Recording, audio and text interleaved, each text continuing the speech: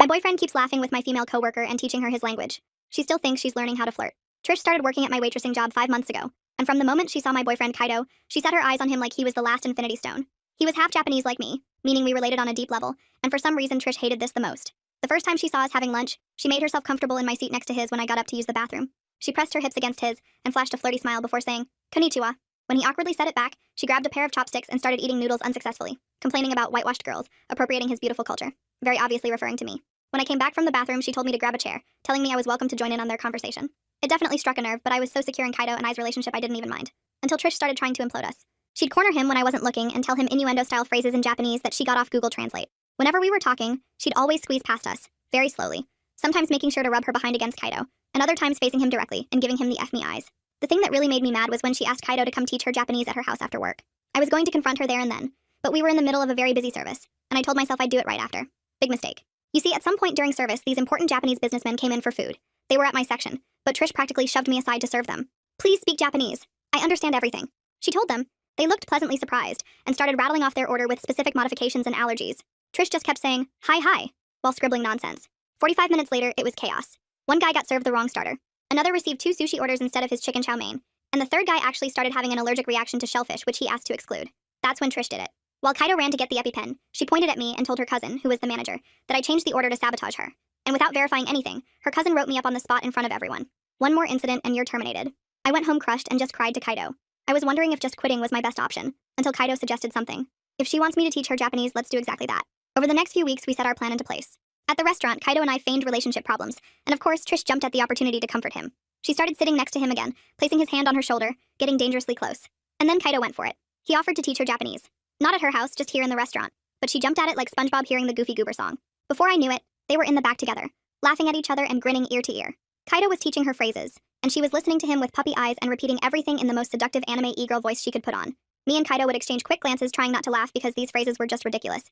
Very soon, he convinced her to start saying these phrases to customers. I would waitress next to her and hear her say "kusobaba," meaning crappy old hag, to an elderly Japanese lady. I would have to clench my jaw tight so I wouldn't laugh. Another absolute gem I heard from here in one day alone were "busu shine," meaning ugly betch, go die, to a little 7-year-old girl with autism. What made the whole situation so much better was how every time after insulting a customer, she'd run to Kaido to tell him she did it like she was a 4-year-old old kid, showing you how quickly she could eat her crayon. All while Kaido would just smile at her and tell her she was doing great. For weeks, Trish insulted customers in Japanese, telling them "kusokuta shine," eat shit and die, "omae no senzo wo fakushiro," F your ancestors, or my personal favorite, "ore baka dakedo wakateru tsumori," I'm stupid and think I know what I'm saying. But then the owner's mother's 85th birthday party happened. She was fully Japanese and seeing her son for the first time in 3 years. The owner was there, and they reserved an entire section to themselves. It was set to be an amazing night. Trish was waitressing, and that's when Kaido did it. He convinced her to go take the woman's order and told Trish to take it in Japanese, which she did. She went up to the owner's mother and with the confidence of a Bradley Martin in a street fight with an MMA fighter said, "Konnichiwa, kusobaba tsukainai, ketsu ni kisushiro," meaning, "Hello, you dumb old good-for-nothing beach, kiss my behind." The restaurant went silent. The owner's face drained of all color like someone had pulled a plug and let everything good flow out. His hands started shaking so bad the napkin in his lap fell to the floor. He pushed his chair back real slow and stood up, the metal legs scraping against the floor making this awful sound that made everyone flinch. Every single person at that birthday table just froze like they were playing freeze tag. Nobody moved. Nobody breathed. The owner's eyes stayed locked on Trish's face, and I swear the temperature in the whole restaurant dropped 10 degrees. Kaido practically jumped over 2 tables trying to get to the owner, his mouth going a mile a minute in Japanese, his hands moving around trying to explain something. The owner raised one hand sharp and quick, cutting Kaido off mid-sentence without even looking at him. His eyes never left Trish. That's when Trish's cousin shot up from wherever she'd been hiding and started pointing at me, her voice getting louder with each word. She kept saying I must have done something to mess with Trish again, that I was jealous and trying to ruin everything. The owner's mother sat there with her hands folded in her lap, this look on her face like someone had just slapped her, but she was too polite to say anything. The owner reached down real gentle and took his mother's arm, helping her stand up from her chair. He spoke to her in this soft Japanese that sounded nothing like how angry his face looked. Then he turned to everyone at the reserved section and told them service would be paused while he handled this situation. His voice was so calm it was scary, like when your dad gets quiet instead of yelling and you know you're really in trouble. Trish must have thought she could fix this because she started talking again, more of those Japanese phrases tumbling out of her mouth. Each word made things worse. The birthday guests started pulling out their phones and I could see them typing stuff into translation apps. One lady's eyes went huge and she covered her mouth with her hand. Another guy actually laughed, but not in a funny way, more like he couldn't believe what he was hearing. Trish kept going, probably calling them all kinds of horrible things while thinking she was apologizing. Kaido grabbed Trish's arm and told her to stop talking right now, that she was making everything worse. She looked at him all confused, her face scrunched up like a little kid who doesn't understand why they're in trouble. She tried to pull her arm away and kept trying to talk, probably thinking if she just said more Japanese words it would somehow fix everything. The owner's voice cut through the room when he told Trish to leave the floor immediately and not come back until he called for her. Then he looked right at me and asked me to help the other servers calm the guests and continue service. The way he said it made it super clear this wasn't over, not by a long shot. I walked over to the owner's mother and bowed the way my grandmother taught me when I was little. I said I was sorry in Japanese for the disruption to her celebration, using the formal words I'd learned growing up. She looked at me with this disappointment that hit me right in the gut. My stomach felt like it dropped through the floor because I knew I was partly responsible for ruining this sweet old lady's special day. The kitchen was chaos when I went back there to grab some water pitchers. Trish's cousin cornered me between the prep station and the dishwasher, her face all red and angry. She started yelling that this was all my fault, that I'd been jealous of Trish since day one. The kitchen staff kept their heads down, chopping vegetables and stirring pots, but I could feel everyone listening. She got right in my face and said if I didn't fix this somehow, she'd fire me on the spot. Her spit actually hit my cheek when she was yelling. The rest of the shift was the longest 3 hours of my life. Every time I walked past the owner's table, I felt sick. The birthday cake sat there untouched. The candles never even lit. The owner had moved his mother to a quieter corner table, and they sat there talking quietly, while the party guests slowly trickled out, some of them shaking their heads and muttering to each other. When the shift finally ended, I practically ran to the parking lot. Kaido was already there, leaning against his car with his head in his hands. He looked up when he heard my footsteps and immediately started saying the plan went way too far. We sat in his car with the engine off, going back and forth about whose idea it was in the first place. He kept saying we should have known it would go bad when she started insulting regular customers. I kept saying he was the one who pushed her to do it at the birthday party. We were both defensive and guilty at the same time, our voices getting louder, then quieter, then louder again. Neither of us wanted to admit we'd let our stupid revenge plan hurt an innocent old lady on her birthday. The parking lot was almost empty by the time we stopped arguing, both of us just sitting there feeling awful about everything. My phone started buzzing in my pocket while we sat there. I pulled it out and saw a group text from the owner to all staff about a mandatory meeting tomorrow morning before opening. The message was only 2 lines long, but formal in a way that made my stomach drop. Kaido's phone went off at the same time and we both just stared at our screens. Other staff started replying with question marks and worried emojis, but the owner never responded. I drove home alone after dropping Kaido at his place and couldn't eat dinner. My roommate asked what was wrong, but I just went straight to my room. I laid in bed staring at the ceiling for hours. Every time I closed my eyes, I saw the owner's mother's face when Trish said those awful things to her. The hurt in her eyes kept replaying in my head. I thought about the businessman who got sick because of Trish's lies about understanding Japanese. I thought about how I let this whole revenge thing go way too far just because I was mad about getting written up unfairly. Around 3 in the morning, I finally dozed off but kept waking up every hour checking my phone to see if the meeting was canceled. It wasn't. I got to the restaurant 45 minutes early the next morning, but half the staff was already there looking nervous. The owner wasn't there yet, but this older guy in a suit was setting up papers at the big table we use for parties. Trish walked in with her cousin, and they both looked confident like nothing was wrong. When everyone arrived, the guy in the suit introduced himself as Pascal Levy, a senior manager from the owner's other restaurant downtown. He said he was here to conduct a formal investigation into last night's incident, and everyone needed to give their account of what happened. His voice was calm, but serious in a way that made it clear this wasn't just some regular staff meeting where we talk about new menu items. He had a yellow legal pad and started calling people up one by one to tell their version of events. Trish went first and immediately started crying. She said she had no idea what those phrases meant, and that I must have set her up because I was jealous of her relationship with Kaido. She kept wiping her eyes with tissues and saying she was just trying to be respectful to the owner's mother by speaking her language. Her cousin nodded along and added that I'd been causing problems since Trish started working here. Pascal wrote everything down without any expression on his face. When he called Kaido up next, I could see my boyfriend's hands shaking. Kaido sat down and looked at the table while he talked. He admitted he taught Trish the phrases but said he never told her what they really meant. He kept his eyes down, and I could tell he was struggling between protecting me and telling the whole truth about our plan. Pascal asked him why he would teach her wrong phrases, and Kaido just said it was a joke that went too far. Then Rick Walton raised his hand and asked if he could speak. Rick was this waiter who'd been there for 3 years and usually kept to himself. He stood up and told Pascal he'd been watching Trish use those same phrases on Japanese customers for weeks. He said he heard her call an old lady terrible things and insult a little girl with special needs. He also brought up how I got written up after the businessman incident when Trish was the one who messed up their order and caused the allergic reaction. Pascal's eyebrows went up and he started writing faster. He asked Rick if he had any proof, and Rick said he'd taken some videos on his phone of Trish saying the phrases to customers. The room got really quiet. Pascal stood up and told everyone to submit written statements about the incident by 5 o'clock today. He said we needed to include any evidence like texts, photos, or videos related to what happened. Then he looked right at all of us and said lying or holding back information would result in immediate termination. The way he said it made it clear he wasn't messing around. After the meeting ended, I went to check next week's schedule posted in the break room. My name was barely on there. I went from 35 hours to just 12. Trish's cousin was standing by the schedule with this smirk on her face that made it obvious she did this to punish me while she still had the power to make schedules. I didn't say anything and just took a picture of the schedule with my phone. I went home and opened my laptop to start working on my statement. I made a detailed timeline starting from when Trish first started hitting on Kaido 5 months ago. I included dates and times for every incident I could remember. I found old text messages where I told friends about Trish rubbing against Kaido in the hallway. I had photos of schedule changes from the past few months showing how the cousin always gave Trish the best shifts. My hands were shaking as I typed everything up because I knew this document might be the only thing that saves my job. I organized everything into folders on my computer with labels for each type of evidence. Around 7 that night, my phone buzzed with a notification from social media. Trish had sent me a direct message saying she owned the floor now and I was finished. She said her cousin would make sure I never got decent hours again and that Kaido would be hers soon.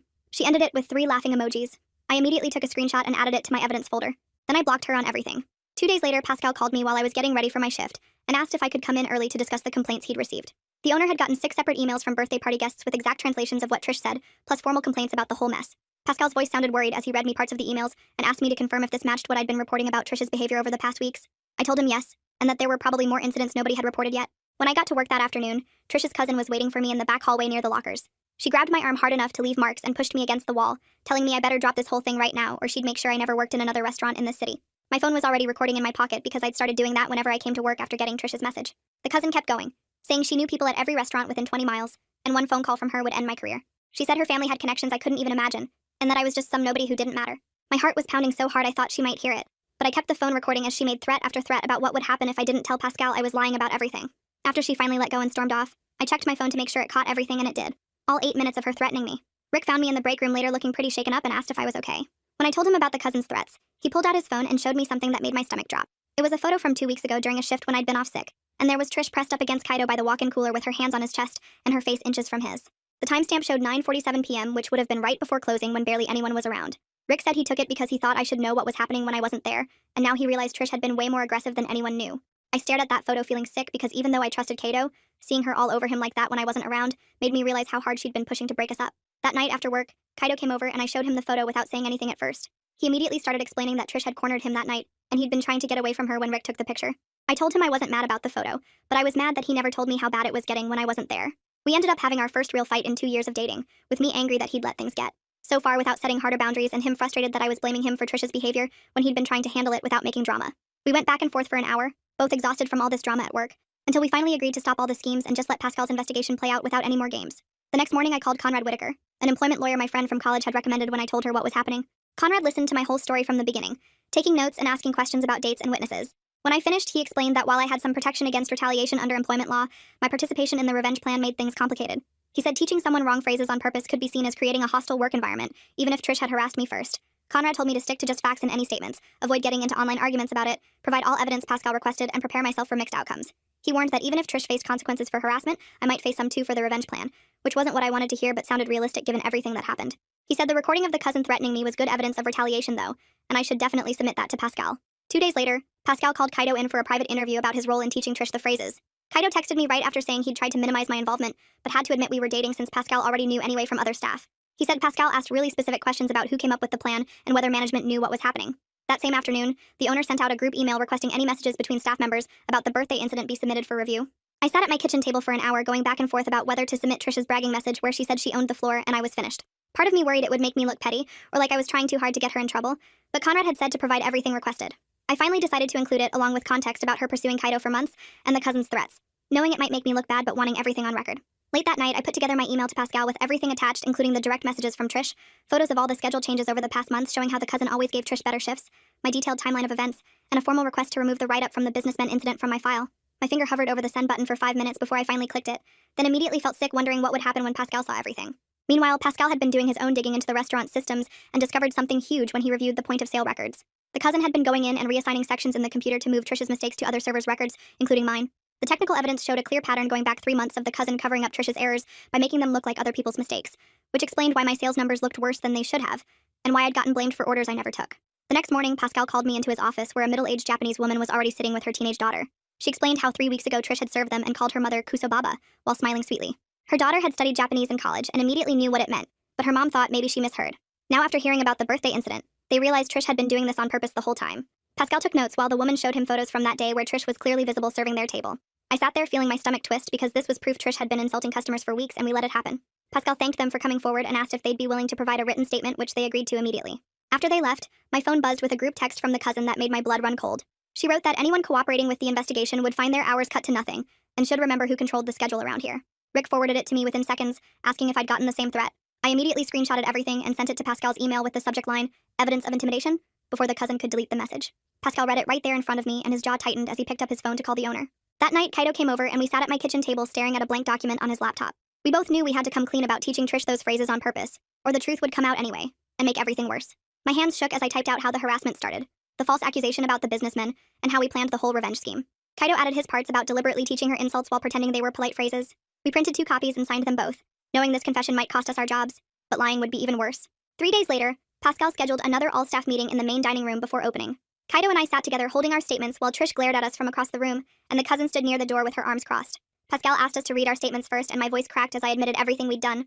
I explained the months of harassment, the way Trish touched Kaido constantly, how the cousin always took her side, and yes, how he taught her those terrible phrases as revenge. Kaido read his part next, taking full responsibility for coming up with the specific insults and convincing Trish to use them on customers. The room was dead silent except for the sound of Pascal's pen scratching notes, while the owner sat in the corner with his face completely unreadable. When we finished, Pascal stood up and announced his decisions without any emotion in his voice. Trish was suspended immediately pending final review of all the evidence, including multiple customer complaints that had come forward. Kaido was also suspended for 2 weeks without pay for deliberately sabotaging service and endangering customer relations. The cousin was removed from all scheduling duties effective immediately, and would no longer have any management responsibilities. The room erupted in whispers and shocked gasps, but Pascal raised his hand for silence. He turned to me and said I would receive a formal warning for unprofessional conduct that would go in my permanent file. I wasn't suspended because the evidence clearly showed I was responding to documented harassment and false accusations, but my actions were still unacceptable. The warning letter spelled out that any similar incident would result in immediate termination. Part of me felt relief that I still had a job, but mostly I just felt hollow knowing I'd have this mark on my record forever. That night, my phone blew up with notifications as Trish posted on every social media platform, claiming she was a victim of discrimination and workplace bullying. She tagged the restaurant and called for boycotts, saying she'd been set up by jealous coworkers who couldn't stand seeing her succeed. Half the staff commented supporting her and calling the investigation unfair, while others started posting screenshots of her old posts where she bragged about getting me written up. Someone even found her messages about making Kaido hers and posted those too. The comments section turned into a complete war zone, with people taking sides and sharing more and more evidence. My fingers itched to respond and defend myself, but I remembered Conrad's advice about staying quiet and letting facts speak for themselves. Instead, I spent hours organizing every piece of evidence into labeled folders on my computer just in case this turned into a legal issue. I had the screenshots of threats, documentation of schedule changes, witness statements Rick had shared with me, and even security footage timestamps Pascal had mentioned. 2 days later, Pascal called me saying the owner's mother wanted to speak with me privately. My heart pounded as I drove to the restaurant, knowing I had to face the woman whose birthday I'd helped ruin. She was sitting in a quiet corner booth when I arrived and gestured for me to sit across from her. I bowed my head and apologized in Japanese, telling her how deeply sorry I was for my part in ruining her celebration. I explained there was no excuse for what we did, and that I took full responsibility for letting revenge cloud my judgment. She listened without interrupting, her weathered hands folded on the table between us. When I finished, she looked at me for a long moment before speaking in accented but clear English. She said she was disappointed in everyone involved, but understood that the situation had been building for months with nobody in management paying attention. She wanted the restaurant to be better, to treat all workers fairly regardless of who they knew, and to respect customers of every background. Her son had already promised to bring in outside oversight to fix the toxic culture that had developed. She told me that while my actions were wrong, she could see I was genuinely sorry, and hoped I would learn from this experience. 3 days later, Pascal called everyone into the main dining room before opening, and stood at the front with the owner beside him. The owner's face looked tired but determined as he cleared his throat and started reading from a paper in his hands. He announced that after reviewing all the evidence and witness statements, Trish was terminated immediately for harassment and creating a hostile work environment. The room stayed completely silent as he continued, explaining that all staff would now be required to attend mandatory cultural sensitivity training starting next week. Several servers shifted uncomfortably in their seats while others nodded in agreement with the decision. The owner then turned to look directly at Trish's cousin, who was standing near the back trying to look invisible. He stated that she was demoted from manager to server effective immediately due to her failure to maintain professional standards and favoritism. The restaurant would have external HR oversight for the next 90 days to ensure proper management practices were followed. I watched as relief washed over the faces of servers who had dealt with her unfair treatment for months, but never spoke up about it. The cousin's face turned bright red and she started to protest, but Pascal cut her off with a raised hand. Next, the owner addressed Kaido, explaining he would receive a 2-week unpaid suspension and return on probation with a strict conduct plan. Kaido nodded and accepted it without any argument, keeping his eyes down the entire time. After the meeting, he told me he was grateful it wasn't worse, and that he'd learned a valuable lesson about taking things too far. Pascal pulled me aside afterward and informed me that my previous write-up about the businessman incident was removed from my file. The warning for the revenge plan would remain on record, but the owner respected that I owned my mistakes. That's why I was getting a second chance instead of being fired along with Trish. The following week, we all filed into the break room for our first cultural sensitivity training session. Some staff members rolled their eyes and checked their phones while others actually paid attention to what the trainer was saying. The trainer turned out to be really good, using real examples from our industry without being preachy or boring. Even the skeptics started participating when she made it interactive and relevant to our daily work. She had us role-play different scenarios and discuss how to handle cultural differences respectfully in service situations. By the end of the 2-hour session, most people seemed genuinely engaged and learned something useful. 2 weeks passed with everyone walking on eggshells around each other during shifts. The atmosphere was better without Trish and her cousin's favoritism, but the tension from everything that happened still hung in the air. I found myself dreading coming to work even though the actual harassment had stopped. Every time I walked past the section where the birthday party happened, my stomach would twist with guilt. That's when I realized I needed a fresh start somewhere without all this history and drama. I started browsing job listings online during my breaks and updating my resume for the first time in years. Rick noticed me looking at job postings one day and sat down next to me during our break. He offered to be my reference and pulled out his phone to show me a contact at a smaller family-run cafe downtown. He explained they valued their employees and didn't tolerate any workplace drama, which sounded perfect after everything I'd been through. The owner there was his friend from culinary school who ran a tight but fair operation. I called the number that afternoon and scheduled an interview for the following week. The cafe was cozy and warm, nothing like the formal atmosphere of our restaurant. During the interview, I was honest about the conflict without going into unnecessary detail about the revenge plan. I focused on what I learned about handling workplace harassment properly and the importance of going through proper channels. The owner seemed impressed by my honesty and asked thoughtful questions about my experience and what I was looking for. She offered me a position starting next month with slightly lower pay, but better hours and a healthier work environment. Meanwhile, Kaido enrolled in a conflict resolution class as part of his probation requirements at the restaurant. He came home after each session excited about what he was learning and started applying those skills to our relationship. We set clearer boundaries about keeping work and personal life separate, something we should have done from the beginning. We also established better communication patterns instead of jumping straight to schemes when problems arose. Things between us actually improved now that we weren't plotting together or dealing with constant workplace drama. He showed me the workbook from his class and we practiced some of the exercises together at home. It felt strange but good to be working on healthy conflict resolution after everything we'd been through. A week before my last day, Pascal sent me an email with a neutral reference letter attached. His message thanked me for taking responsibility for my actions during the investigation and not trying to deflect blame. He added that the owner specifically wanted me to know he respected how I handled myself during the investigation process. The reference letter was professional and fair, mentioning my strong work ethic and customer service skills without going into the incident. It also noted that I had learned from my mistakes and shown growth, which was more than I expected given everything that happened. My last shift came 3 days later, and walking through those doors felt different knowing it was the final time. The morning prep went smoothly with everyone focused on their stations, nobody mentioning what happened or making eye contact for too long. Rick helped me set up my section without saying much, just moving chairs and wiping tables while I filled salt shakers and arranged napkins. During the lunch rush, I served tables like normal, taking orders and bringing food while other servers worked around me without the usual jokes or complaints about difficult customers. Madeline passed me in the kitchen twice, and both times she looked straight ahead, carrying plates without acknowledging I was there. When my shift ended at 4, I cleaned my section thoroughly, making sure every table was spotless and all the condiments were full. Rick came over and pulled me into a quick hug, patting my back before heading to his next table. 2 other servers waved from across the dining room, but most people kept working like it was any other day. I grabbed my tips from the register, counting out $63, which was decent for a lunch shift. Walking to the back door, I passed the office where Pascal was doing paperwork, and he gave me a small nod through the window. The door closed behind me with its familiar squeak, and I stood in the parking lot for a minute, looking at the building where I'd worked for 3 years. A week passed before Kaido suggested we go eat there, saying he wanted their pasta special one more time. We got seated in what used to be my section, now covered by a new server I didn't recognize.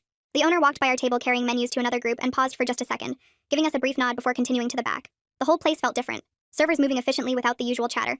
Managers actually managing instead of gossiping in corners. Our food came out perfectly timed and properly prepared, something that rarely happened when drama ruled the kitchen. Kaido paid and left a good tip while I looked around one last time at the familiar burgundy walls and hanging lights. My first day at the downtown cafe started the next Monday morning at 7. The owner showed me around the smaller space, only 12 tables compared to the 30 at my old job. She explained their simple system for rotating sections and how tips got pooled and split evenly among the morning crew. The coffee machine was older but worked fine, making the same hissing sounds as I learned to pull shots and steam milk. By noon, I'd served 20 tables and made $35 in tips. Less than before, but without anyone cornering me in the walk-in or spreading rumors about my personal life. 6 weeks settled into a routine of morning shifts, simple orders and going home without stress headaches. The money was tighter, but Kaido and I stopped fighting about work drama because there wasn't any to fight about. I slept through the night without replaying conversations or planning comebacks, just setting my alarm and showing up ready to pour coffee and serve eggs. Thanks for hanging out and exploring all those questions with me today. I really loved just wondering about things together. Can't wait to share more curiosity with you soon. If you made it to the end, drop a comment. I love reading all your comments. This D-bag at a BBQ wouldn't stop insulting me and challenging me to a swim race. He didn't know I was on the Olympic team. I was flipping burgers at my girlfriend Harper's family barbecue when her sister showed up with her new boyfriend Craig, who immediately started telling everyone about the pool he'd just installed at his house since he was basically a professional swimmer.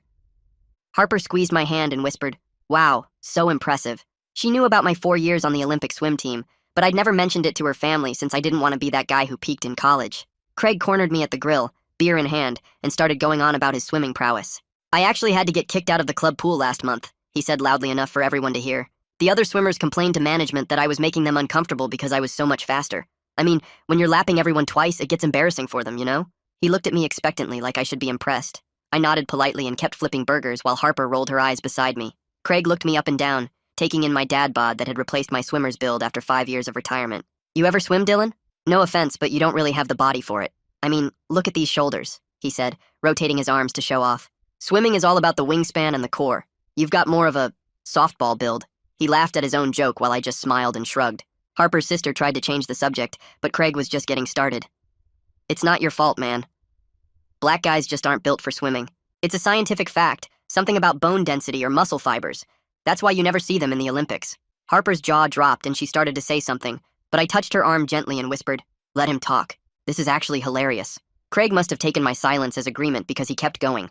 "I'm not being racist, it's just biology. Like, when's the last time you saw a black swimmer win anything? Michael Phelps, Ryan Lochte, all the greats are white. It's just how it is." He shrugged like he was doing me a favor by explaining this. Even Harper's dad looked uncomfortable now, but I just kept that same easy smile on my face. After a few beers, Craig decided to demonstrate his perfect butterfly form on the grass, flopping around like a fish while explaining his technique.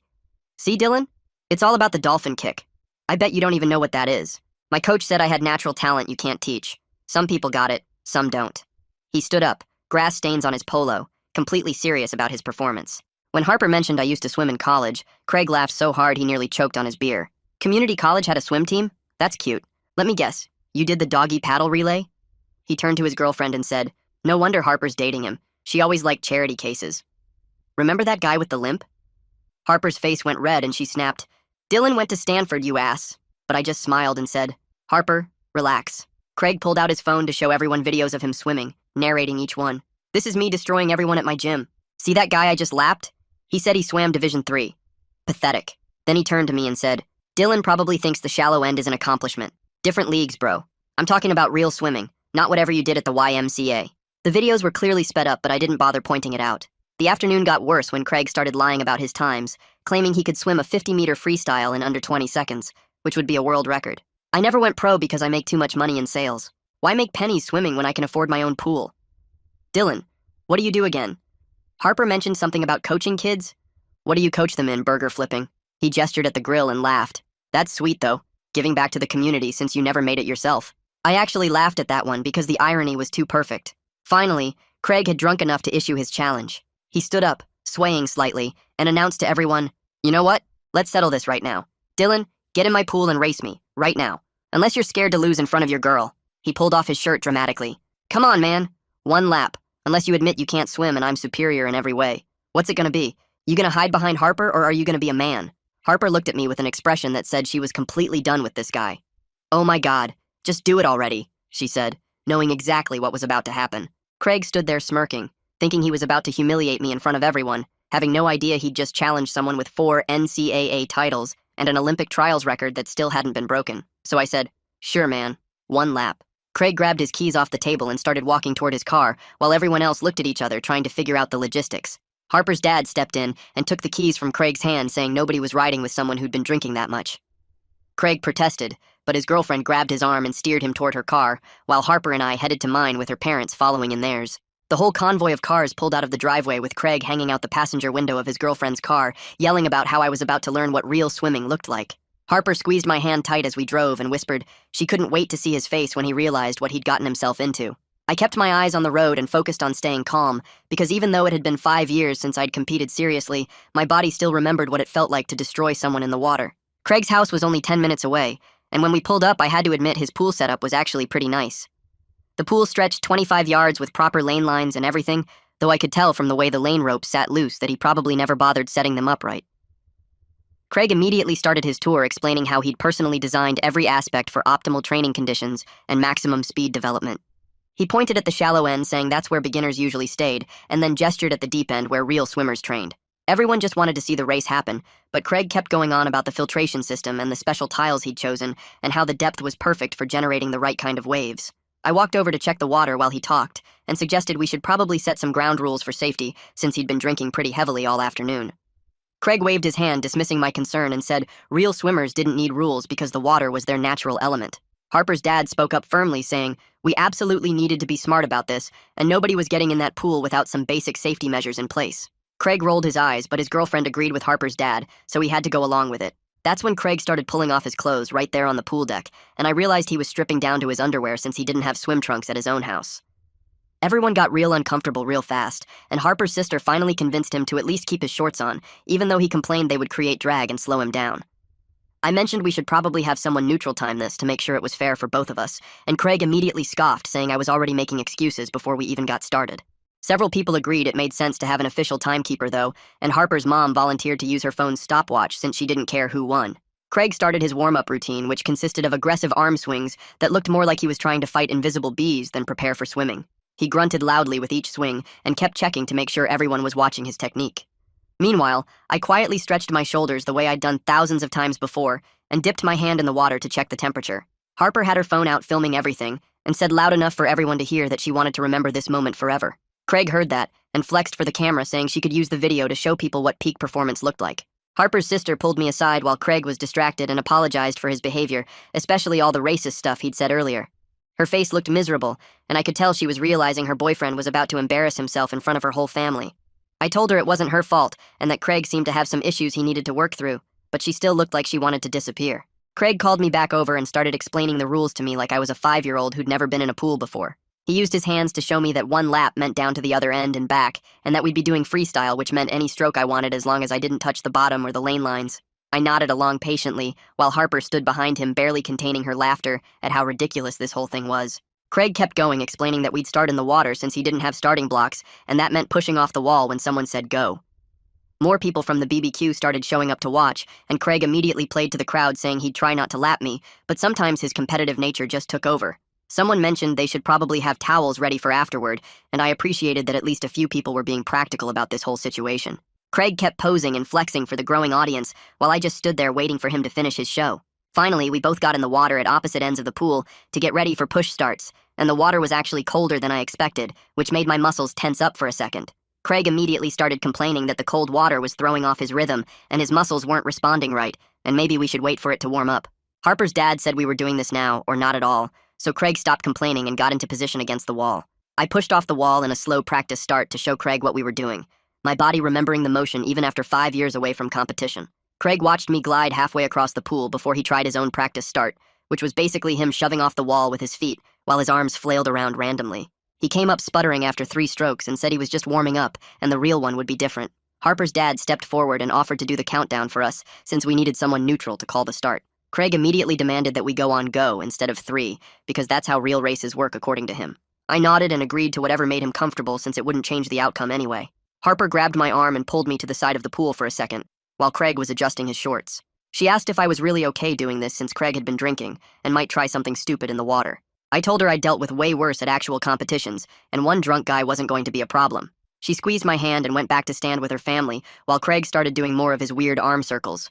Imani Wade, who was one of Harper's family friends, stepped forward with her phone and volunteered to time the race since she didn't know either of us that well. She positioned herself at what would be the finish line and pulled up the stopwatch app to get ready.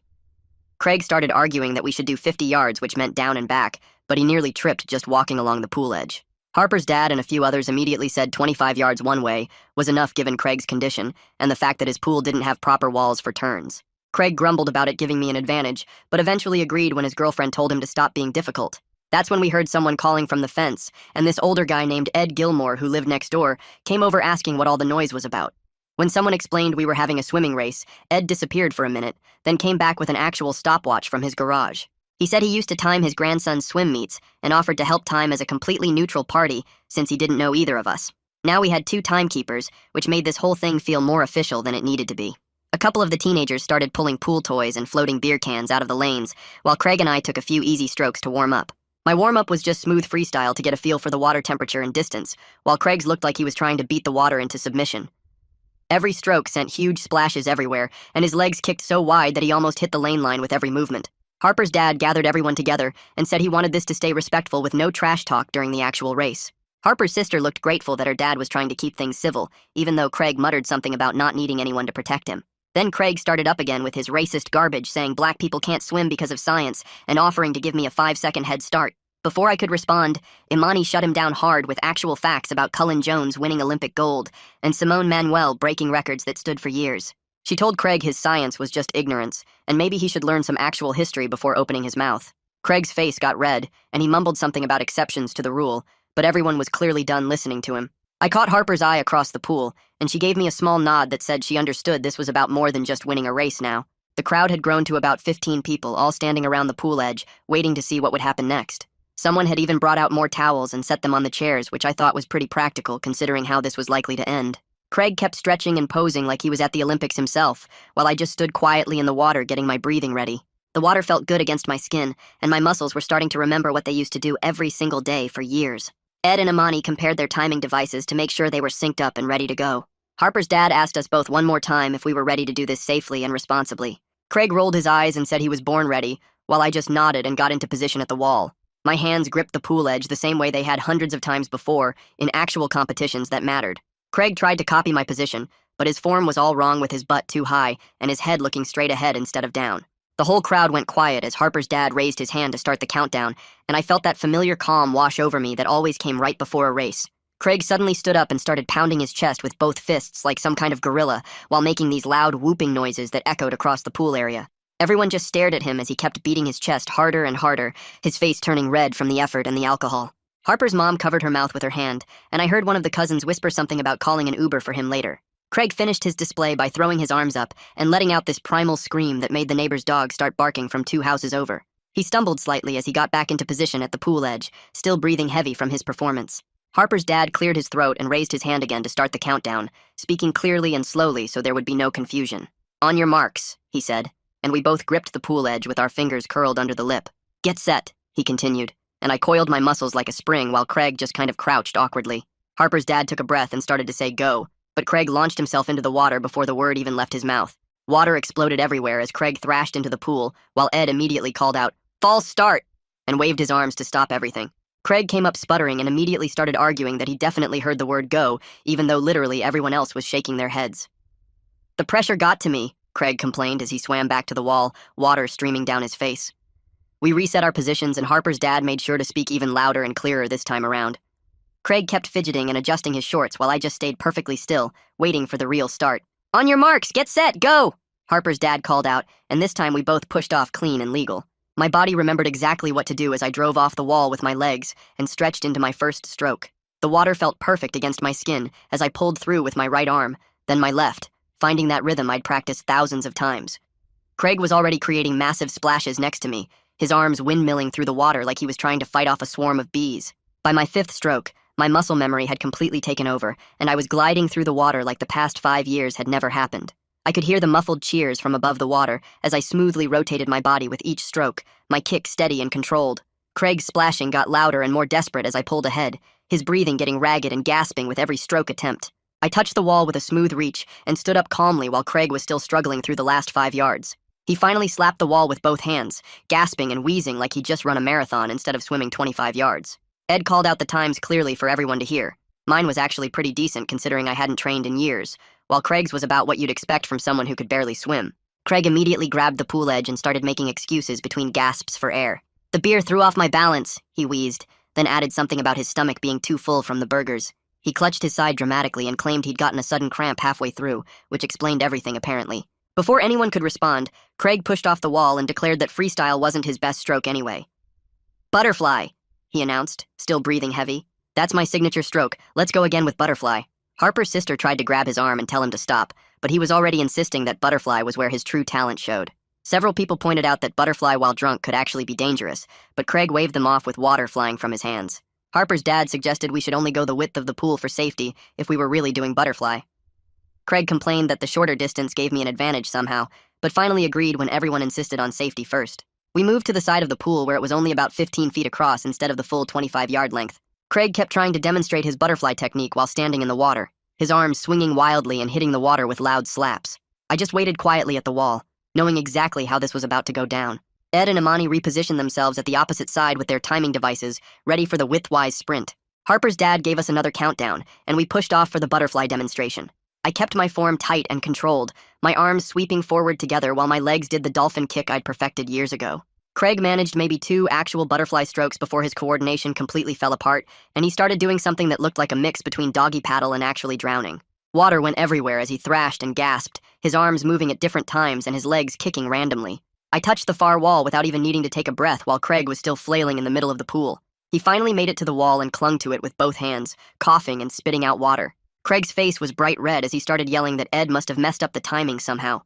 Ed calmly read out both times again from his stopwatch and even showed Craig the display. Even Craig couldn't argue with a 12-second difference in a widthwise sprint that should have taken maybe 8 seconds total. Harper's sister finally lost it and grabbed Craig by the arm, pulling him away from the pool while water dripped everywhere. We could all hear her telling him he was embarrassing both himself and her in front of her entire family. Craig kept insisting the pool must be different dimensions than what he ordered, which made absolutely no sense to anyone listening. He tried to pull away from her to measure the pool, but she kept dragging him toward the chairs. Harper came over to me as I climbed out of the pool and grabbed the towel someone handed me. She whispered quickly that I shouldn't say anything about my Olympic background yet, because she wanted Craig to stew in his loss without having that excuse. I nodded and walked back over to where we'd left the grill area earlier, grabbing a cold beer from the cooler. Everyone else stayed by the pool discussing what had just happened, their voices carrying across the yard as Craig continued his complaints about pool dimensions and false starts. Craig stumbled back over to where I stood drying off with the towel, his face still red from both the exertion and embarrassment. He cleared his throat and said, "I swam pretty good for someone who never competed," which made everyone within earshot stop talking. I set down my beer and looked him straight in the eye. I told him calmly that his comments about black swimmers were racist and completely wrong. The whole group went dead quiet as I kept my voice steady and explained that claiming black people can't swim because of biology is ignorant. I mentioned that plenty of black swimmers have won Olympic medals and broken world records. Craig's mouth opened and closed like he wanted to argue, but couldn't find the words. Imani stepped forward from where she'd been timing and backed me up immediately. She suggested Craig should apologize for the racist garbage he'd been spewing, not just the trash talk about swimming. Harper's dad moved closer and crossed his arms, his voice firm when he said there wouldn't be any more comments like that at his house. He made it crystal clear to everyone that racism wasn't welcome here. Period. Craig looked around for support, but found none, even his girlfriend turning away from him. Someone turned the music back on to break the tension, and people started drifting away from the pool area. Groups reformed around the food tables and grill, conversations resuming at lower volumes. I walked back to the grill and picked up the spatula, flipping the burgers that had been sitting there untouched. People kept coming up to me one by one, quietly saying they were impressed with my swimming and how I'd handled everything. A couple of Harper's cousins mentioned they had no idea I could swim like that. Her aunt patted my shoulder and whispered that Craig had it coming. I just nodded and thanked them, focusing on getting the food ready since people were getting hungry. Harper found me at the grill, and we had a quiet moment away from everyone else. She said she was proud of how I'd handled everything without stooping to his level or getting aggressive. I could have humiliated him way worse, but chose not to, and she appreciated that. We talked briefly about my swimming background and agreed I might tell her family about it eventually. Tonight definitely wasn't the right time for that conversation, though. Ed came over while I was plating burgers and thanked me for keeping things safe in the pool. He mentioned he actually runs a small swimming clinic for neighborhood kids on Saturday mornings. He'd clearly recognized my technique and suggested I might want to help out sometime if I was interested. I told him I'd think about it, genuinely considering the idea of teaching kids who actually wanted to learn. He gave me his number and said no pressure, just thought I might enjoy it. Meanwhile, Imani was checking on Harper's sister to make sure she had a safe way home. Craig was obviously way too drunk to drive anywhere, and his girlfriend looked mortified by the whole situation. They worked out a plan where Harper's dad would drive them both home later. Craig's car would stay in the driveway overnight, and he could get it tomorrow when he sobered up. Harper's sister kept apologizing to people for bringing him, clearly embarrassed by his behavior. About 20 minutes later, Craig came back over to where I was serving food. He'd sobered up slightly from the swim and his girlfriend's anger, though he still swayed a bit. He mumbled something about getting carried away and said he was sorry if he'd been a jerk. I accepted his apology without making a big deal about it, just nodding and handing him a burger. We both knew he didn't really understand why what he'd said was wrong, but at least he tried. His girlfriend grabbed his arm and pulled him away before he could say anything else stupid. Later in the evening, some kids from the neighborhood who'd seen the race came over asking questions. They wanted to know about swimming techniques and how to go faster in the water. I gave them a few casual pointers about keeping their heads down and breathing to the side. I showed them how to cup their hands properly and explained about kicking from the hips, not the knees. They practiced the motions on the grass, and I corrected their form gently without mentioning my competitive background. One kid asked if I'd teach them sometime, and I said maybe, thinking about Ed's clinic. The party wound down as the sun started setting and people began heading home. Craig and Harper's sister left with Harper's dad driving. Craig slumped in the back seat looking miserable. Harper and I stayed to help clean up, collecting plates and cups while her mom packed up leftover food. Everyone kept bringing up the race, shaking their heads at Craig's behavior and complimenting my composure. Harper's mom hugged me and said I was welcome anytime, which meant a lot. The next morning, I woke up to a text from Ed about his swimming clinic. He sent details about the program he runs for kids who can't afford regular swim lessons. It meets every Saturday at the community center pool from 9 to 11. He said I could just stop by one session to check it out, no commitment necessary. I texted back that I'd come by next Saturday to see what it was about. Teaching kids who actually wanted to learn seemed like it might be rewarding. Later that afternoon, Harper's dad sent me a message that surprised me. He thanked me for handling Craig with class and not escalating the situation when I easily could have. He said he was always impressed by people who didn't need to brag about their abilities. He mentioned that Harper seemed happy with me, and that meant something to him. We ended up texting back and forth about swimming and sports in general, developing a better rapport than we'd had before. 3 days later, Harper's sister sent me a long text while I was at work, saying she and Craig were taking some space after what happened at the BBQ. She explained that seeing him act that way opened her eyes to other stuff she'd been ignoring, and they needed to figure things out. I texted back that she didn't need to apologize for anything, and that I hoped things worked out however was best for her. Harper told me later that her sister was really torn because Craig kept saying he was just drunk and competitive, but she couldn't forget the racist stuff he said. 2 weeks passed before the next family dinner at Harper's parents' house, and I noticed Craig's usual spot at the table stayed empty. Harper's mom served the pot roast, and then asked me about my swimming background since everyone kept talking about the race. I took a sip of water and mentioned I swam at Stanford for 4 years and had some good races there. Her dad nodded and said that explained a lot about my form in the pool. I left it at that and changed the subject to Harper's new project at work. The whole family seemed satisfied with that simple answer, and nobody pushed for more details, which I appreciated. That same week, I found myself driving past the community center and decided to stop in and check out their pool hours. The chlorine smell hit me as soon as I walked through the doors, and something about it made me smile. I signed up for a monthly pass right there and started going 3 mornings a week before work. The first time back in the water felt strange after 5 years away, but my body remembered the motions. I wasn't trying to hit any times or train for anything specific, just moving through the water at whatever pace felt good. Other early morning swimmers would nod hello, and we'd share lanes without any drama or competition. The lifeguard mentioned my stroke looked professional, and I just said thanks and kept swimming.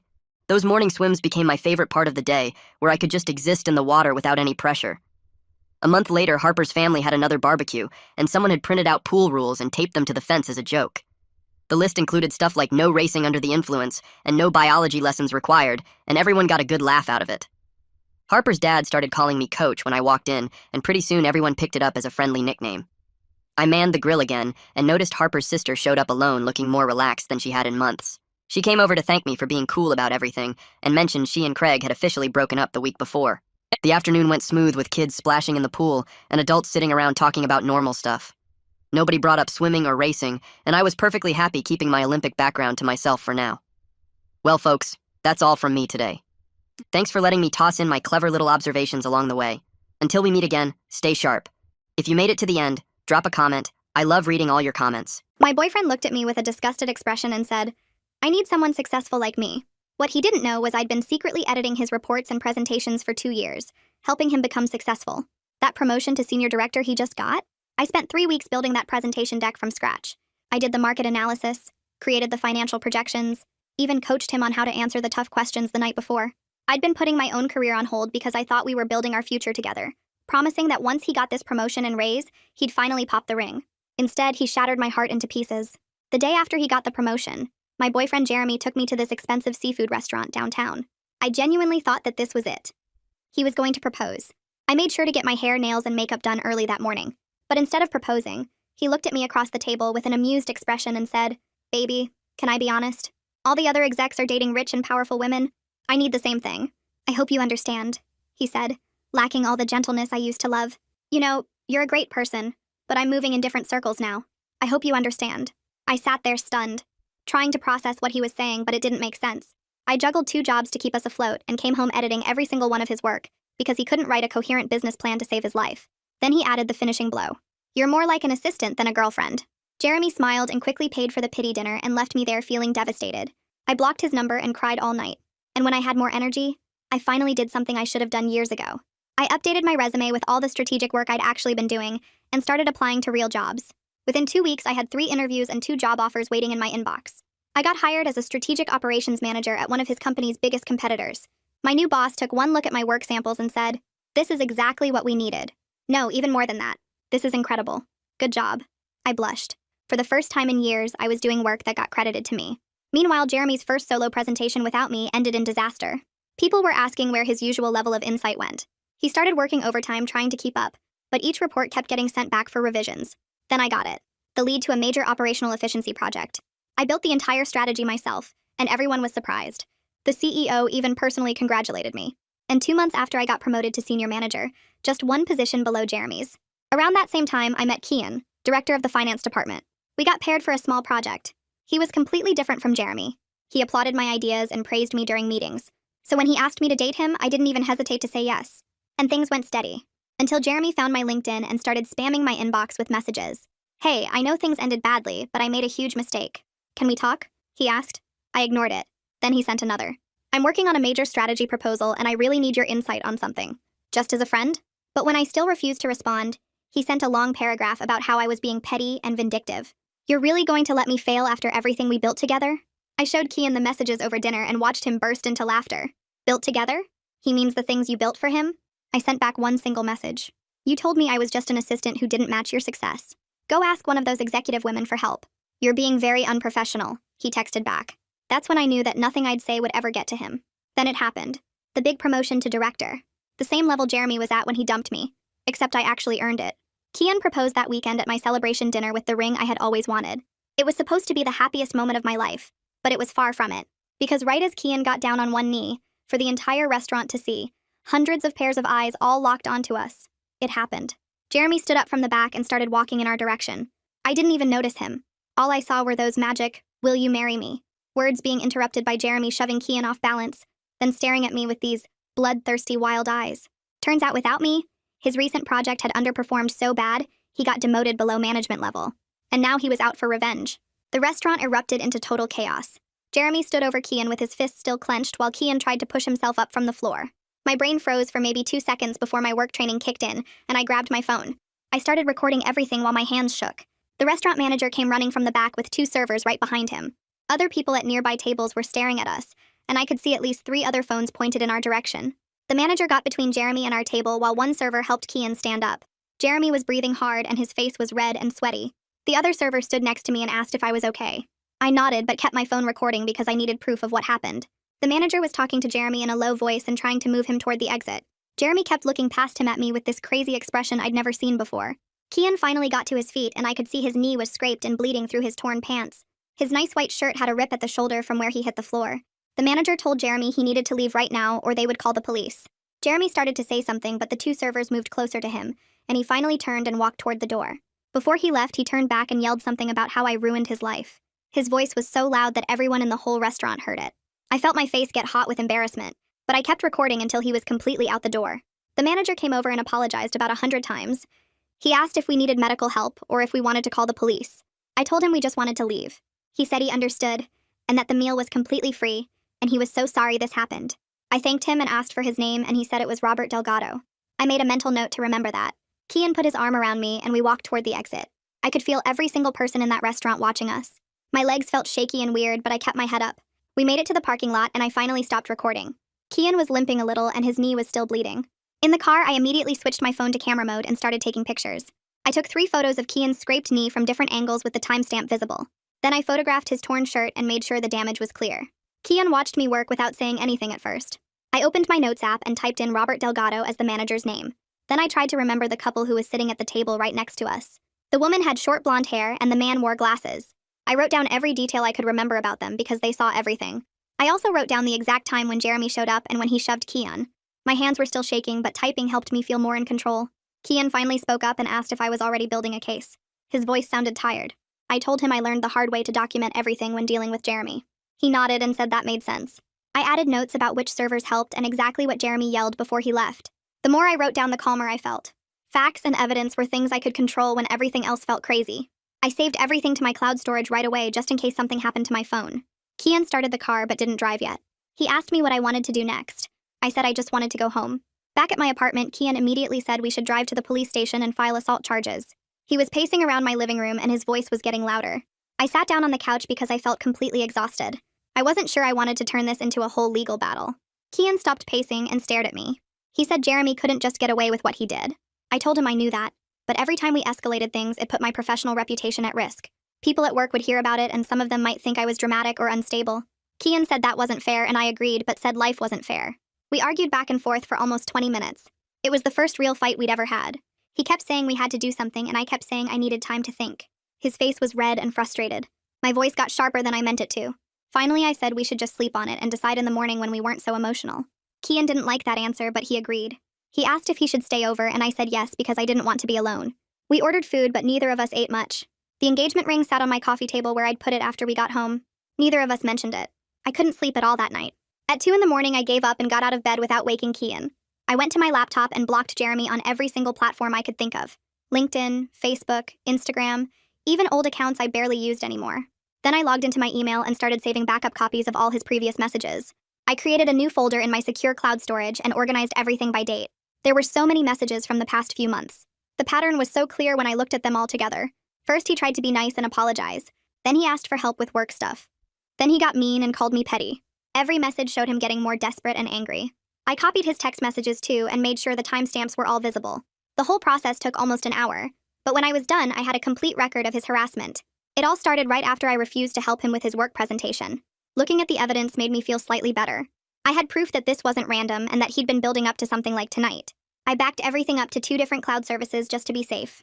Then I made myself some tea and sat in the dark kitchen until the sun started coming up. At 6 in the morning, I opened my work email and started writing to Hannah Clements in HR.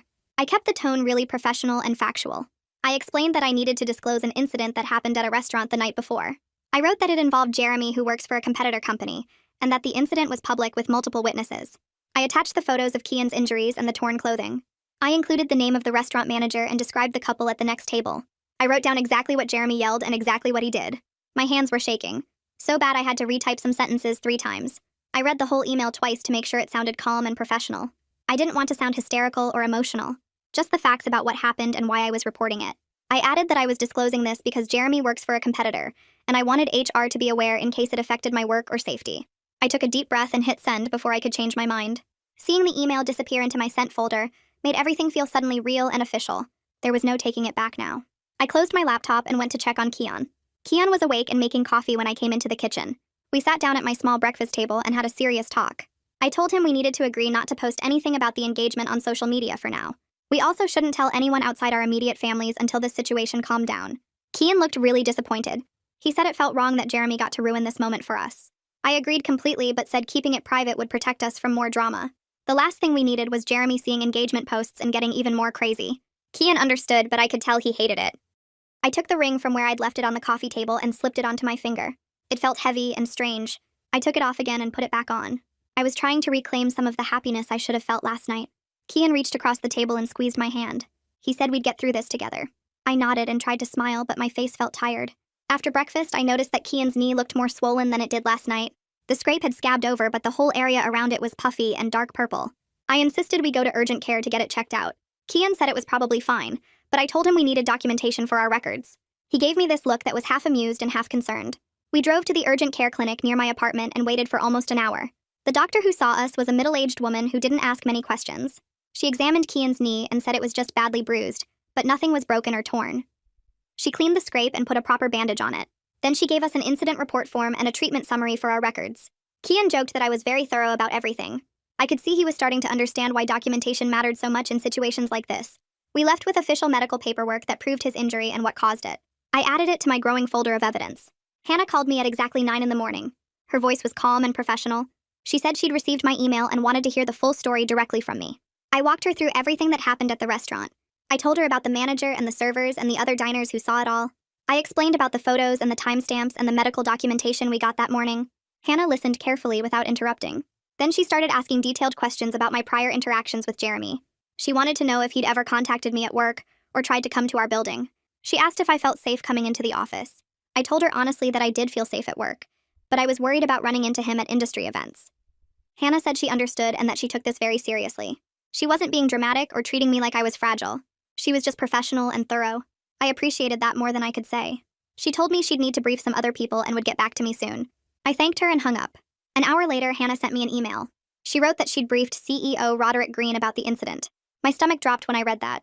The CEO now knew about my messy personal life and my ex-boyfriend attacking my current boyfriend at a restaurant. I felt sick thinking about how that looked. But Hannah's email went on to explain that she had to brief Roderick because the incident involved a director-level employee and a public confrontation with someone from a competitor company. She assured me that Roderick was concerned about my safety and wasn't judging my personal relationships. The email ended by saying they were working on appropriate next steps and would keep me informed. I read it 3 times trying to figure out if there was any hidden criticism in the language. I couldn't find any, but I still felt the pressure building. I needed to handle this perfectly, so nobody at work thought I was unstable or dramatic. My career had to survive this no matter what. I pull out my laptop during lunch break and open a new document.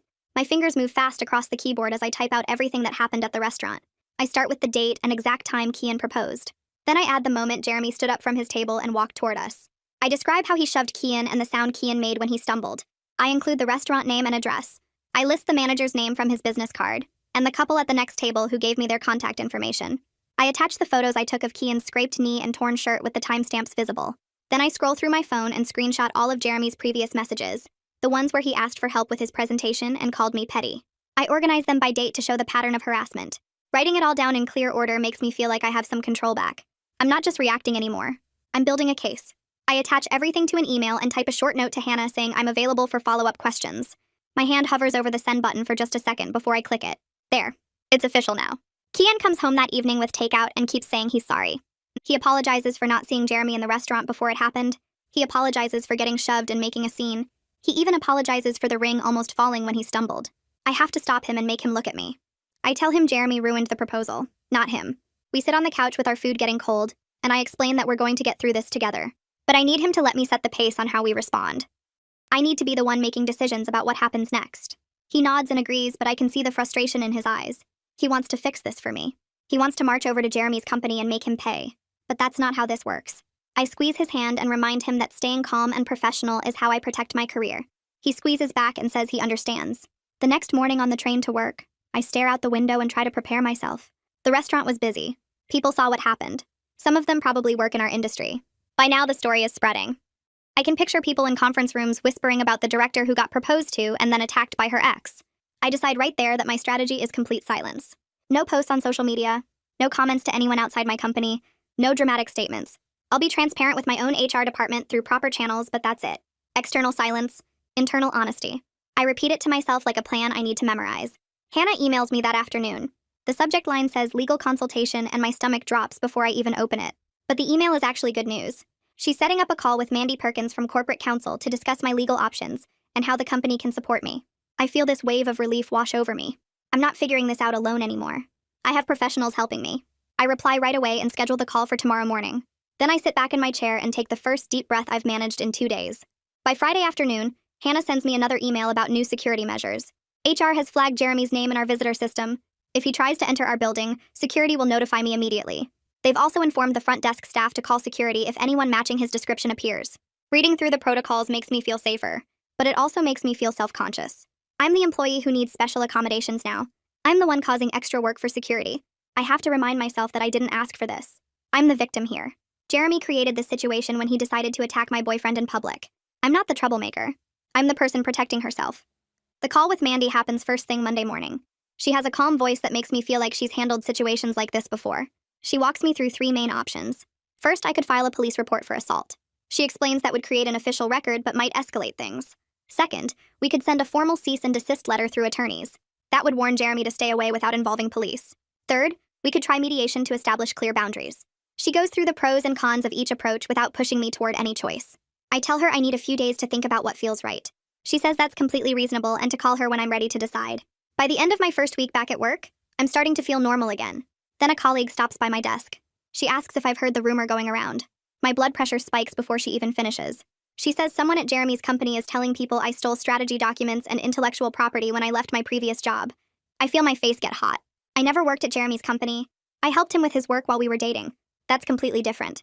But this lie could actually damage my professional reputation if people believe it. I thank my colleague for telling me and immediately request an urgent meeting with Roderick. I walk into Roderick's office with my employment history printed out. I explain the false rumor about IP theft and show him the documents proving I never worked for Jeremy's company. He listens carefully without interrupting. When I finish, he says he believes me. But then he adds that we need to have airtight documentation ready in case Jeremy's company tries to make this official. He's supportive but firm. My job is to prove the truth, not just claim it. I leave his office feeling both relieved that he believes me and stressed about having to defend myself against lies. Lainey shows up at my apartment that evening with bags of Thai food. She doesn't ask how I'm doing or try to give advice. She just unpacks the food and lets me talk. I vent about how unfair it is that I have to defend myself against lies on top of dealing with the assault. I tell her I'm exhausted from being professional and strategic all the time. She listens and agrees that it's completely messed up. She doesn't try to fix anything or tell me what to do next. Having a friend who doesn't need me to be strong or have a plan for an hour helps more than I expected. We eat pad thai and watch a cooking show and don't talk about Jeremy at all. Later that night, Kian brings up the engagement. He suggests we postpone any public celebration until this situation is resolved. I feel a sting of disappointment, but I know he's right. I agree. But then I tell him firmly that we're not letting Jeremy control our timeline forever. We'll announce it when we're ready, not when it's safe. He squeezes my hand and says he loves that I refuse to be pushed around. I look down at the ring on my finger and promise myself that Jeremy doesn't get to ruin this for us. Not permanently. The next morning, Hannah emails me a PDF attachment with the subject line, "Draft no contact letter for review." I open it at my desk and start reading the formal legal language. The letter addresses Jeremy's company HR department and outlines the restaurant incident in cold, professional terms.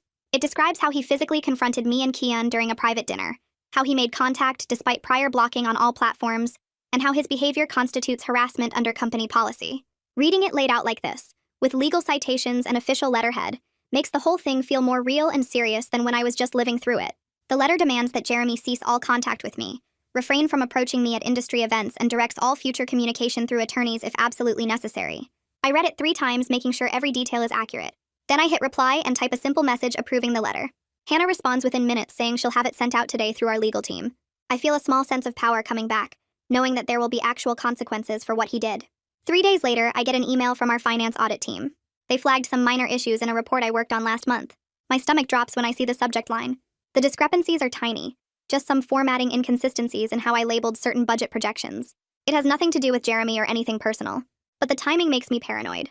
I wonder if everything I do is now under extra watching. I pull up my backup files and spend 2 hours that afternoon going through every number, every formula, every citation. I put together a complete documentation package showing my work and send it to the audit team with a professional note. They respond the same day saying everything checks out and they're closing the item. I sit back in my chair and remind myself that doing good work is the best response to all of this. I need to be perfect in everything I touch right now, not because I did anything wrong, but because I can't give anyone a reason to doubt me. That week, I spend several evenings at home going through my old laptop. I open files I haven't looked at in over a year. In my cloud storage, I find draft after draft of presentations and strategy documents I created for Jeremy during the 2 years we dated. There's the market analysis for his Q3 presentation, the financial model for his expansion proposal, the competitive landscape deck that got him noticed by senior leadership. Each file shows me as the author in the metadata. The timestamps prove I created them days or even weeks before Jeremy presented them at his company. I make a new folder and copy everything into it, organizing by date and project. Looking at all this work I did for free while he took the credit makes me angry all over again. But now I have proof. Real, documented, time-stamped proof that I created this work. Not him. A week after that, Mandy forwards me an email from Jeremy's company legal department. The message is carefully worded and vague. It suggests that I may have misappropriated confidential business strategies from a former relationship with their employee. It asks our legal team to confirm my employment history and whether I had access to their proprietary information.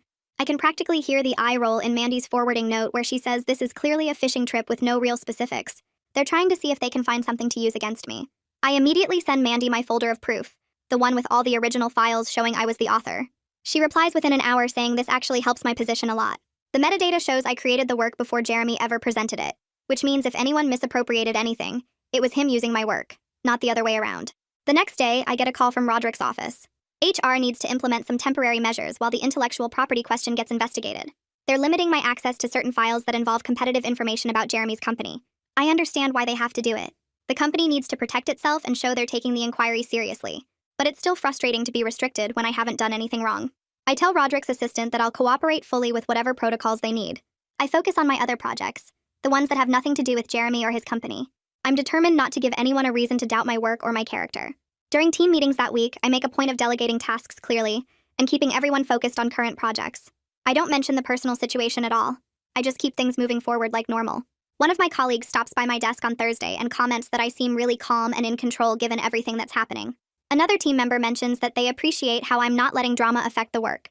This is exactly the image I want people to see. I refuse to be the person whose personal life messes up their career, even when it would be totally understandable. I'm going to prove that I can handle this professionally. The following week, Mandy calls me into a conference room. She suggests setting up a formal mediation session. The focus would be on 2 main issues. First, clarifying who actually authored the strategy work I did for Jeremy. Second, establishing clear boundaries for any future contact. I'm not sure Jeremy will be reasonable about any of this. He seems too angry and desperate. But Mandy points out that his company probably wants this situation to go away quietly too. They don't want a public fight about whether their former senior director was relying on stolen work. A mediation could resolve things faster than any other option. I think about it for a few minutes, then agree to try it before we pursue other legal steps. That same week, Lainey sends me a link to an industry discussion board. Someone posted anonymously about a messy proposal interrupted by an ex at an expensive downtown restaurant. They don't use any names, but I know immediately it's about us. The post describes the scene in enough detail that anyone who was there would recognize it. Within hours, I get texts from 3 different people asking if I'm okay. I don't respond to anyone. I close the browser tab and resist every urge to correct the story or add my side. I'm sticking to my strategy of complete silence outside of proper legal channels. Whatever people think or say, I'm not feeding the gossip. On Saturday, Kian's parents invite us over for dinner. We sit in their dining room and they bring up their concerns carefully. They mention that we both work at the same company. They say this drama with Jeremy might not look good to other people. I feel myself getting defensive immediately. But Kian stays calm and explains that we followed all the proper disclosure procedures when we started dating. We filled out the forms. We got approval from HR. We have nothing to hide. His parents back off a little and apologize. They say they're just worried about him, not trying to attack me. I take a breath and realize they're just being protective parents. They're not saying I did anything wrong. They're just scared this situation might hurt their son's career. I soften a bit and assure them we're handling everything correctly. Later that evening, back at my apartment, Kian mentions something that makes me stop cold. He says he reached out to a friend who's a lawyer to get some advice on handling a situation. I turn to face him and tell him firmly that he needs to stop. I appreciate that he's concerned, but I'm already working with our corporate counsel. Him going around me to get separate legal advice makes me look like I can't handle my own problems. It makes me seem weak or incapable. He apologizes immediately and promises he was just trying to help. I explain that I need him to support me, not take over. He says he understands, and that from now on, he'll ask before taking any action related to the situation. I feel the tension between us ease as we figure out how to be partners through this mess, instead of working against each other. That night, we sit on my couch and I pull my knees up to my chest while Kian sits facing me. I tell him I need to be clear about something. I need to lead my own defense here because my professional credibility is on the line.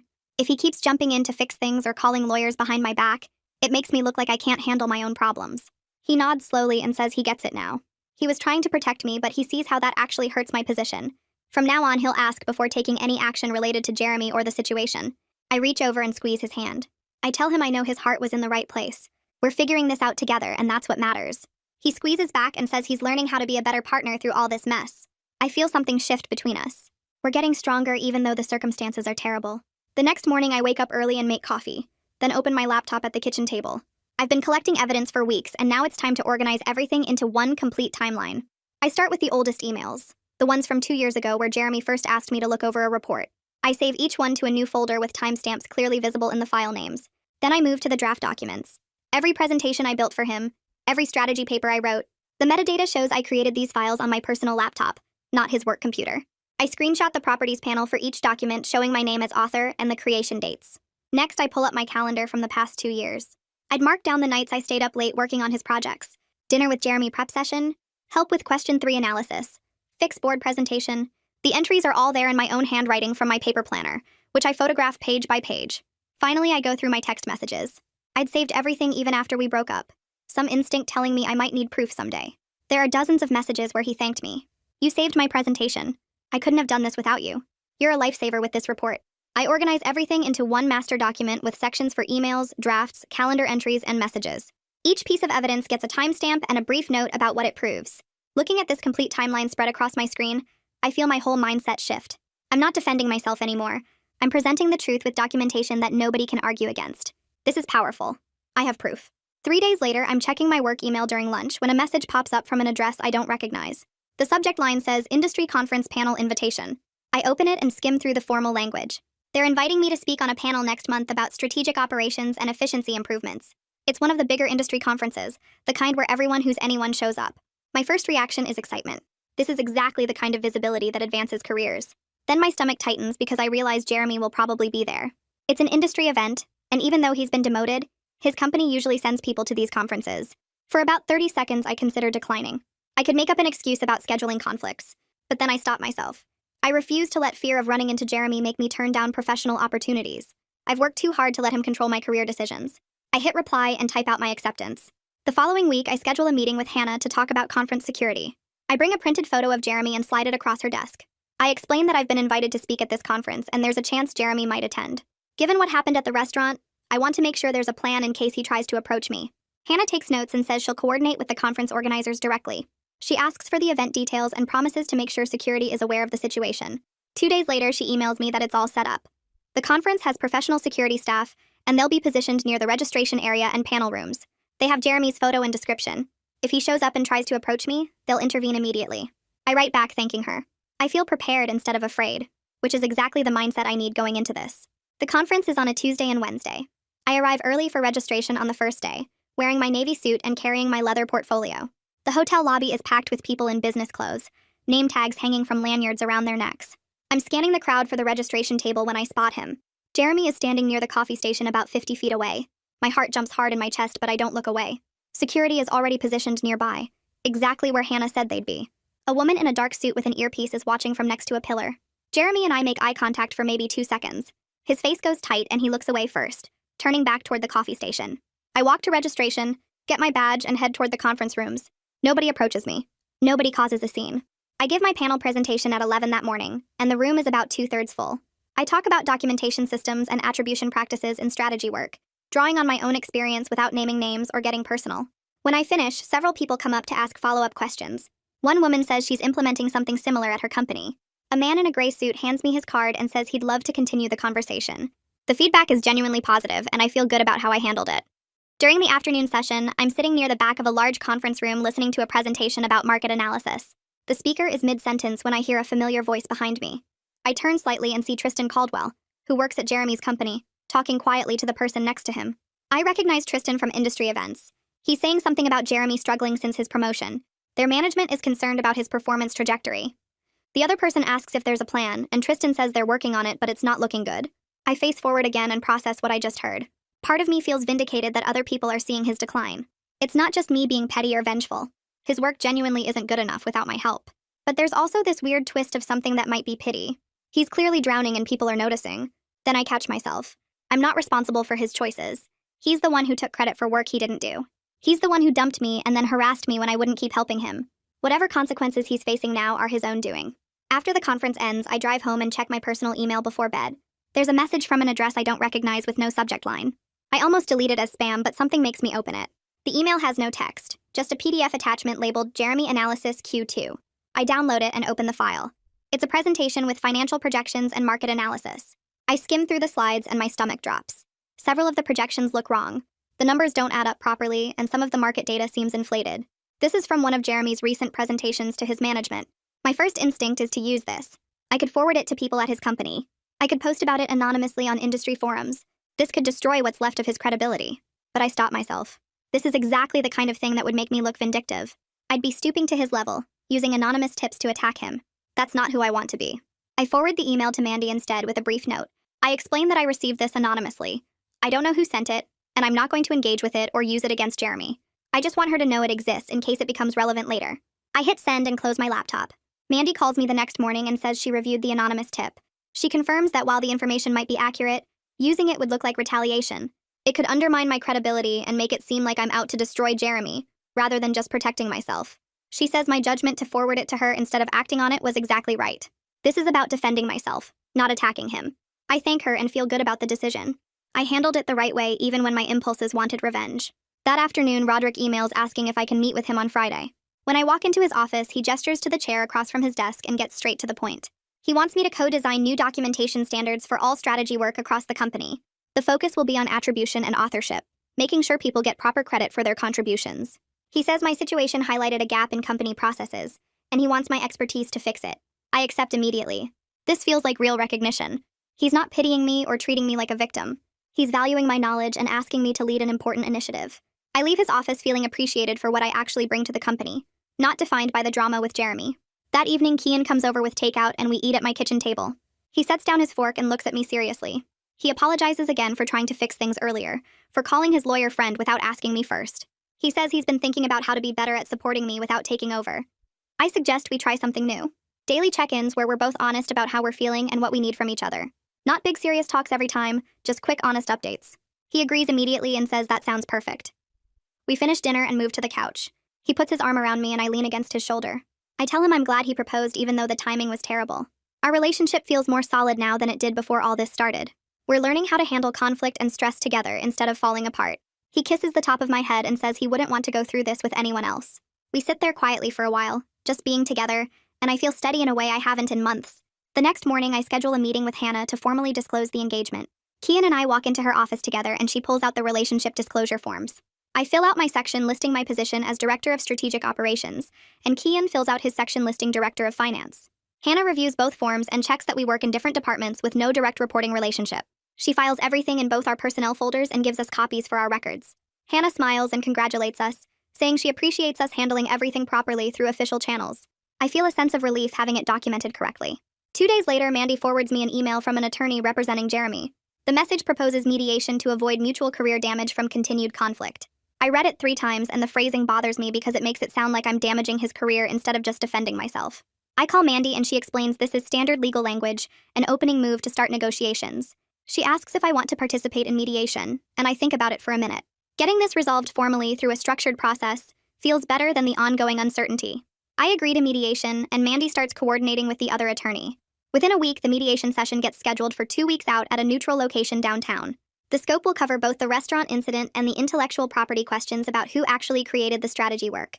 Mandy sends me a preparation checklist, and I start organizing my evidence. I pull out all the draft documents with my metadata, the emails with timestamps, the calendar entries showing when I worked on Jeremy's projects. I print everything and organize it into a binder with tabs for each major project. Kian helps me practice presenting the information in a calm, factual way, without getting emotional or defensive. We do mock sessions where he plays the mediator asking tough questions, and I practice staying neutral. The night before mediation, I barely sleep, running through my presentation in my head. The mediation takes place in a conference room with a professional mediator named Susan Delgado, and attorneys for both sides. Jeremy sits across the table from me with his attorney, and I can see the tension in his shoulders. The mediator explains the ground rules and asks me to present my documentation first. I open my binder and walk through the timeline systematically.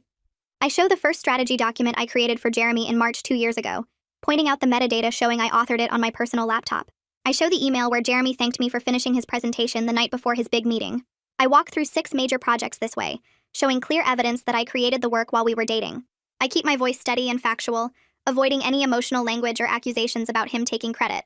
The mediator takes notes and asks clarifying questions about dates and deliverables, Even Jeremy's attorney looks impressed by how thorough my documentation is.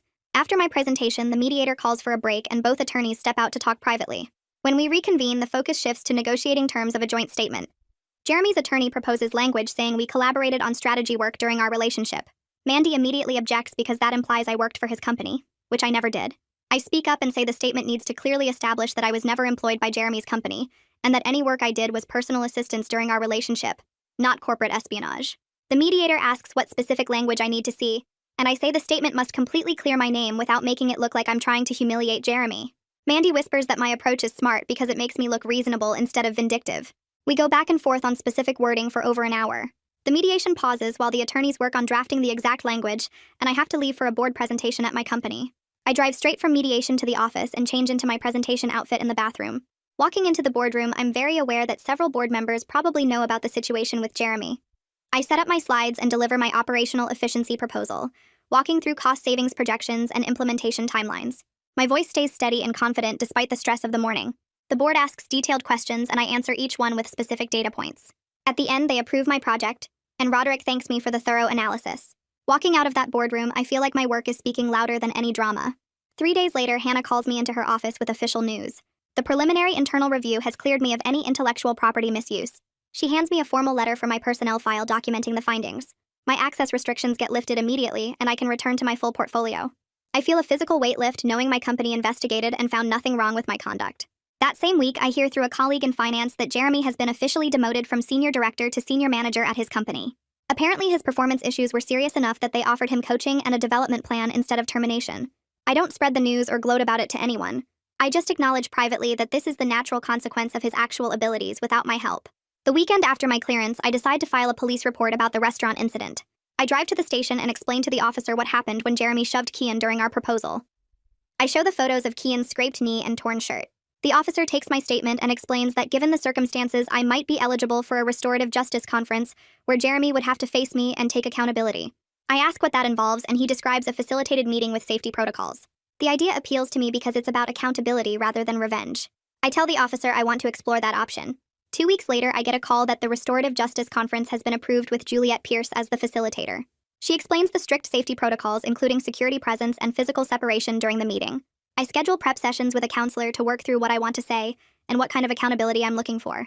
In the sessions, I realize I want Jeremy to acknowledge what he did and agree to leave me alone. I don't want him arrested or publicly shamed. I just want him to take responsibility for his actions and commit to staying out of my life. The counselor helps me practice stating my needs clearly without attacking him personally. I write down key points I want to cover and practice saying them out loud until my voice stops shaking. The conference happens on a Tuesday morning in a small meeting room at the Community Justice Center. I arrive early and sit in the waiting area checking my notes one more time. Juliet meets me first and walks me through the setup, showing me where I'll sit across from Jeremy with the table between us and security stationed by the door. When Jeremy walks in with his attorney, he looks tired and smaller somehow, not like the confident guy who shoved Kian 2 months ago. Juliet starts by explaining the process and asking Jeremy if he's prepared to take accountability for his actions. He nods and looks directly at me for the first time. He says he felt insecure when his work started failing and he blamed me instead of taking responsibility for his own problems. He apologizes for shoving Kian and for sending those messages harassing me after I refused to help him. His voice cracks a little when he admits he was wrong to interrupt the proposal and wrong to claim I stole anything from his company. I listen without interrupting, and when Juliet asks what I need from this process, I tell Jeremy clearly that I accept his apology, but I don't want any contact with him beyond this room. I explain that I need him to respect that boundary and leave me alone so I can move forward with my life. Juliet writes everything down in her official notes and has Jeremy sign an agreement that he understands the no-contact terms. The whole session takes 90 minutes, and when I walk out, I feel lighter, like I can finally close this chapter properly. 3 days later, both companies release a joint statement through their PR departments. The statement says that I independently developed strategic work in my professional capacity at my current company, that I was never employed by Jeremy's company, and that both organizations strongly oppose workplace harassment of any kind. It's professional and factual without turning into gossip or drama. Within an hour, my inbox fills up with messages from colleagues saying they're glad everything got cleared up and that they always knew I did good work. A few people from other departments I barely know send supportive notes, which surprises me in a good way. The public record is finally straight and I don't have to defend myself anymore. That same afternoon, Hannah calls me into her office with official paperwork. HR is removing all the security restrictions and protocols related to Jeremy effective immediately. I can access my full portfolio again without any limitations or special monitoring. Hannah closes her office door and tells me privately that she's really impressed with how I handled everything professionally despite the personal stress. She says most people would have either quit or caused a scene, but I managed to protect myself through proper channels while still doing excellent work. I thank her and admit that there were times I wanted to just walk away from the whole mess. She smiles and says that's what makes my choice to stay and fight the right way even more impressive. Walking back to my desk, I feel like I've proven something important, not just to the company, but to myself. That weekend, Kian sets up candles in our living room and gets down on one knee again, saying he wants to give me the moment Jeremy tried to steal. He pulls out the same ring and asks me to marry him properly this time with just the two of us. I say yes, and this time I can actually feel the joy without fear or anger clouding everything. We sit on the couch afterwards talking about what we want for our wedding, and agree that we're going to have a long engagement and plan everything the way we actually want it. No rushing because of anyone else's timeline or expectations. Just us building our future together on our own terms. The following week, we meet with a family law attorney to discuss a prenuptial agreement. Kian suggested it first, which surprised me, but he explains that since we both work at the same company and have our own careers, we should protect each other legally. The attorney walks us through standard provisions and also helps us formalize workplace boundaries since we're in different departments. It feels practical and smart rather than unromantic. I appreciate that Kian sees this as protecting both of us and building something based on real transparency instead of just hoping everything works out. We leave the attorney's office holding hands, and I feel more confident about our future than ever. A podcast producer emails me the next day asking if I'd be interested in telling my story about overcoming workplace harassment and intellectual property theft. The email calls it an inspiring story that would help other women facing similar situations. I write back politely declining and explaining that I prefer to be known for my actual work, rather than for drama. When I tell Lainey about it over lunch, she bursts out laughing and says I'm probably the only person who would turn down that kind of attention. I shrug and tell her I already got what I needed, which was clearing my name and keeping my job. She raises her coffee cup and says that's exactly why I'm going to be fine. 2 weeks later, Roderick asks me to lead a new cross-functional initiative on ethics and documentation practices. The project focuses specifically on attribution and intellectual property, making sure people get proper credit for their work. It's a big expansion of my role and a clear vote of confidence from leadership. I accept immediately and start building a team, pulling in people from legal, HR, and operations. Turning my negative experience into something that will actually help other people feels right. I schedule the first planning meeting and feel excited about the work, instead of angry about what happened. I also set up standing check-ins with Lainey every other week, not to talk about work or Jeremy, but just to maintain perspective and take care of myself. She's become a real friend through this whole process, and I value having someone who knows the complete story, but doesn't define me by it. We try a new Thai restaurant and spend 2 hours laughing about normal things like bad dates her sister went on, and a terrible movie we both watched. It feels good to just be a regular person having dinner with a friend. Around the same time, Jeremy transitions to an individual contributor role in a different division of his company. His attorney sends a brief formal note through Mandy confirming that Jeremy will respect the no-contact agreement going forward. I feel completely neutral about it. Neither satisfied that he got demoted, nor concerned about what he's doing now. He's dealing with the results of his own choices, and I'm focused on my own path forward. That chapter is actually closed. A month later, I get invited to participate in an industry roundtable discussion about operational strategy. It's a small group of directors and senior managers from different companies talking about best practices and process improvements. The whole conversation stays focused on actual work instead of personalities or drama. Several people mention during breaks that they've heard good things about my projects and ask thoughtful questions about my approach. I realize while driving home that my professional reputation survived everything intact. People are recognizing me for what I actually do and the value I bring, not for the mess with Jeremy. That's exactly what I wanted all along. A few days later, I send out invites for a small dinner at this Italian place near the office. Just a handful of people from my team plus Lainey. Nothing fancy, just celebrating some recent wins on our projects. We meet up on a Thursday evening and grab a big table in the back. Everyone orders pasta and we spend the first half hour just talking about normal stuff like weekend plans and a terrible movie someone watched. Then I raise my glass of wine and toast to good projects and supportive teams. Lainey adds something about moving forward and everyone clinks glasses. I feel genuinely happy sitting there, proud of what I've built without any connection to drama or conflict. This is just me and people I work with having a nice dinner, because we did good work together. The next week, I officially launched the Authorship Documentation Initiative across all the strategy teams. I create clear guidelines about attribution and credit on team projects. During the rollout meeting, I noticed this junior analyst named Sarah sitting in the back looking uncomfortable. Afterward, she comes up to my desk and admits she's been hesitant to claim credit for her contributions on a recent project. I sit down with her and share some of my own experience about why documenting your work matters. I tell her how I learned the hard way that if you don't claim your work, someone else might take credit for it. She thanks me and says it helps hearing from someone who's been there. I watch her walk back to her desk standing a little taller. One evening a few weeks later, Kian and I are walking home from dinner and we pass by that restaurant where he proposed. The one where Jeremy interrupted everything. I feel this small tug in my chest, that old anger and embarrassment trying to surface. But then I squeeze Kian's hand and we keep walking toward home. I realize while we're crossing the street that what happened there doesn't define us anymore. We're building our future based on who we actually are and what we've learned. That feels solid and real and completely ours. That's my take on it. but I already know half of you are going to see it totally differently. And honestly, that's my favorite part. Drop your thoughts in the comments and let's see all the different perspectives. And I'll be reading through them later.